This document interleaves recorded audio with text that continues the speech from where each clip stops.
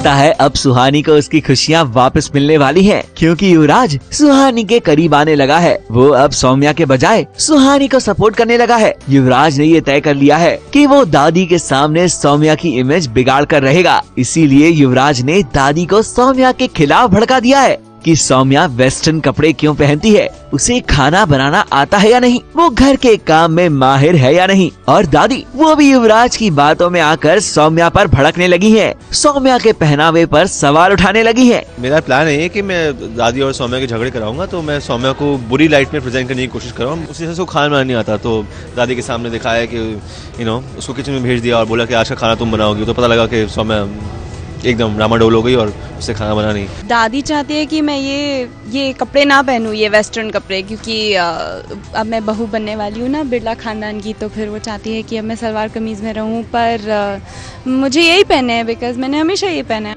वैसे इस पूरे मामले में सबसे ज्यादा फायदा तो सुहानी को ही मिलने वाला है, क्योंकि अब दादी को ये समझ आने वाला है कि सौम्या नहीं सुहानी ही है उनके घर के लिए एकदम परफेक्ट बहू। दादी को दिखा रहा है कि सौम्या क्या है।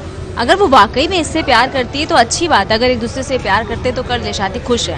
पर ऐसा कुछ है नहीं, ये भी प्यार नहीं करता और जहाँ तक है वो भी प्यार नहीं करती, बस उसे लगता है।